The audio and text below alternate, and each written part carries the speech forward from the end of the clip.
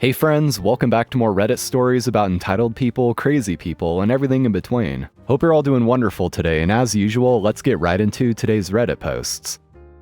Provoked a bad teacher to make herself look like a lunatic in front of her colleagues. I was a pretty cocky teenager, as I had some things in my life going on that were pretty hard to deal with, in CPS care and stuff.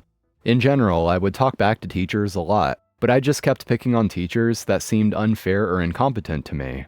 You know, the ones that give you bad grades because they don't like you. So I was in my senior year in high school, and there was one teacher that used our classroom when we had a lesson in another room or laboratory. I'm not sure which subject it was, but she was old and known to be a headache, but she basically couldn't be fired because she had a very old contract. The few times I had the pleasure of having her teach my class as a replacement, she was the most insecure POS. She had the bad habit of making the students stay for the majority of the breaks inside, still taking notes from her monologue. Sometimes it was so long that the 15-minute break was already over, and our next teacher waited with us by the door. She was way too sweet to say anything though. So one day I just had enough of waiting, as we couldn't enter to eat, to sit in peace, or to prepare for the next class. So when she finally let the poor students go, I came in and told her something along the lines of, "You know, we would like to use our break too and come into our own classroom to eat and prepare for our next class. The class ends with the ring of the bell, so keep that in mind, please. Thanks." Needless to say, the old hag was pissed. She proceeded to tell me that she makes the rules, and asked me how dare I speak to her like that. I told her the one thing that completely caught her off guard and made her freak out. If you can't take criticism, you should find another job.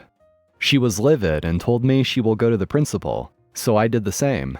I went to the principal's office ASAP, so I would be there before she has time to go. And thank God, it was his replacement. He wasn't there that day.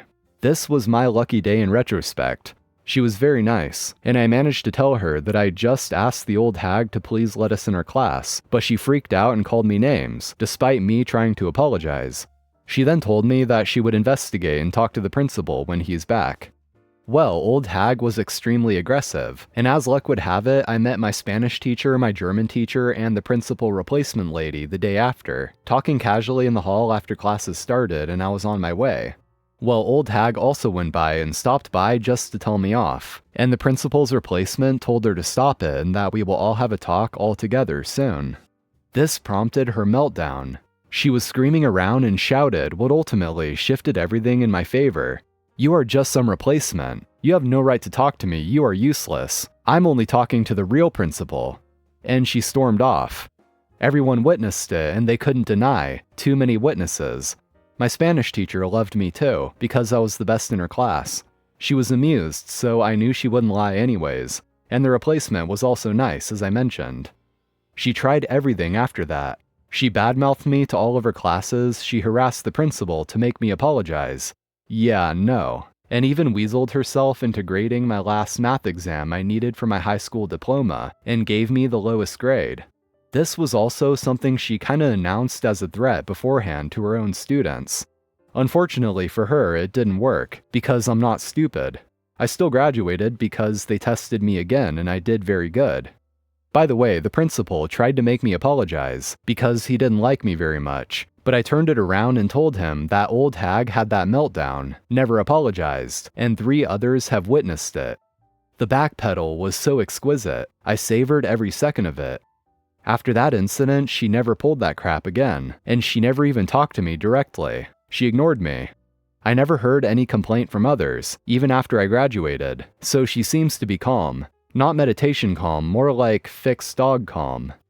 I annoyed many teachers and gave them a hard time for giving me a hard time, but this was probably my masterpiece. Man claimed he was from the police. This is a story that pops back up in my mind from time to time. Back when I was around 10 years old, my mom finally decided that it was time for her to start taking her driver's license.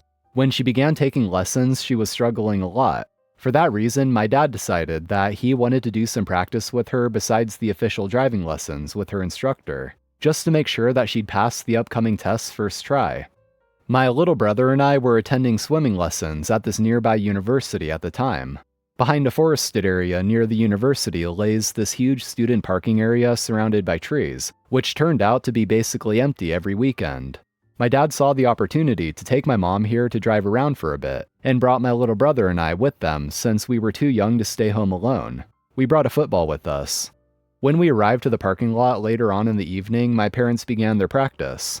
My little brother and I quickly got bored though and asked if we could go over to this little grass field on the side of the parking lot to play some football.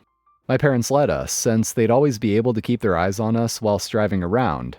After playing for some time, my parents ended up driving around in the other end of the parking lot. They were approximately 300 to 400 meters away from my brother and I. Suddenly, this white Toyota pulls into the parking lot. We were playing almost right at the exit/entrance. The car turns around and stops on my right side with the vehicle facing the exit. The driver rolls down his window and presents himself as Thomas. He looked friendly, was good-looking and young. A guess would be around 30.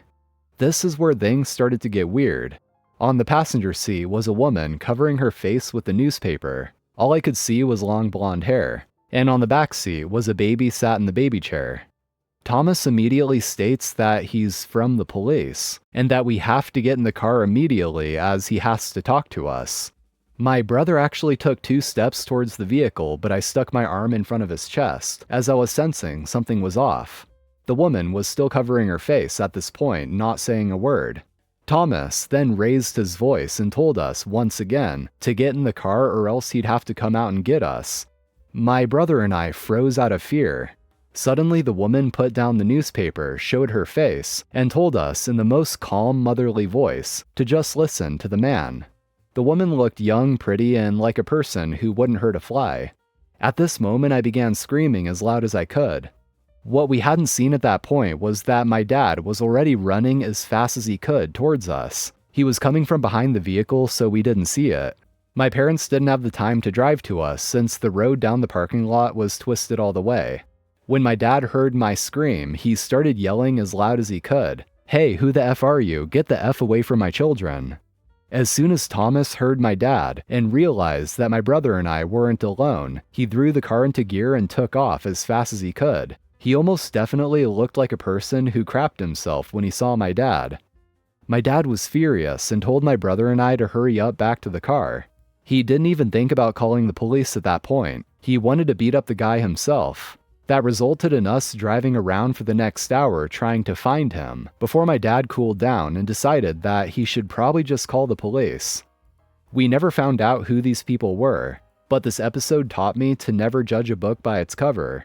People can be the most friendly-looking people in the world and still wish evil upon you or the ones you love.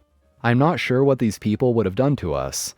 I am sure about one thing though. They definitely weren't from the police. Entitled passenger on a flight. The story happened a few years ago, so details might be a bit hazy. I was returning home from a trip that I cut short due to a family health emergency. The flight was pleasant, but I was in a bad place mentally. I did what I usually do in situations like that and kept to myself, saying few words.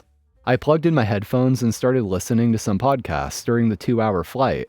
Over the sound of the podcast, I heard someone speaking loudly in a pretentious nasal voice. I pulled out my earbuds and heard a guy arguing with the flight attendant about how he had asked for something several times but didn't get it. I didn't really care and tried to ignore him, but he kept going, asking the flight attendant for her name and telling her that the airline company must hear about it. I don't remember what he wanted, but it was some kind of drink they didn't have available for some reason. I returned to my podcast and raised the volume. 10 minutes later, by the podcast timer, he was still ranting in his annoyingly pretentious way about professionalism, respect, and giving customers what they want. I switched to some rock music to drown him out, and saw the captain coming over to talk to him. He was flailing his arms around like spaghetti. My worry about my hospitalized grandmother gave way to anger, and I started fantasizing about all the different ways I would shut him up. The captain walked away with a frustrated look on his face, and the flight attendant started serving the other passengers and ignored his attempts to stir up trouble. I think they got him some alternative drink which he never touched. We landed, and I put my earbuds away to get ready to leave. He was first in line by the airplane door, and I was right behind him. The door opened, and an airport security guard was standing there to escort him through the tube. I followed, and by the end of the tube, a higher-ranking guard was waiting for him. He stood, blocking the way out, and I saw that other passengers behind me were fed up with this guy who never shut up for more than half of the flight time. He was arguing about how terrible the crew and service was, and how he never had service this bad. He kept saying he needs to leave now because his family was waiting for him or some similar reason. My anger was starting to boil. Should I shove him? Bang my pulling bag onto his leg? Punch him in the back? Would everybody clap? I had to head straight to the hospital, and everyone behind me had places to go.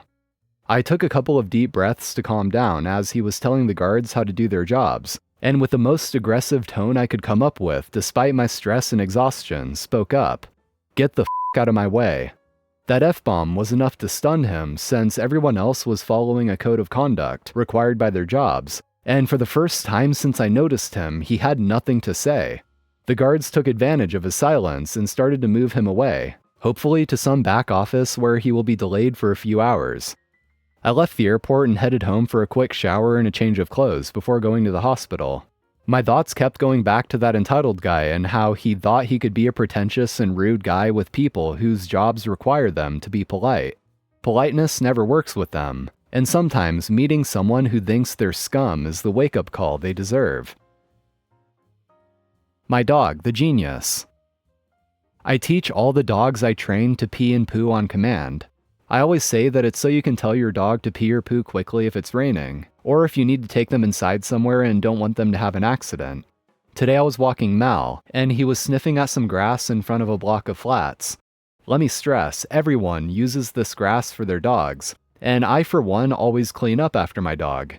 So Mal is sniffing and minding his own business when some guy in one of the flats starts pounding on his window and yelling at me to get the F off his grass.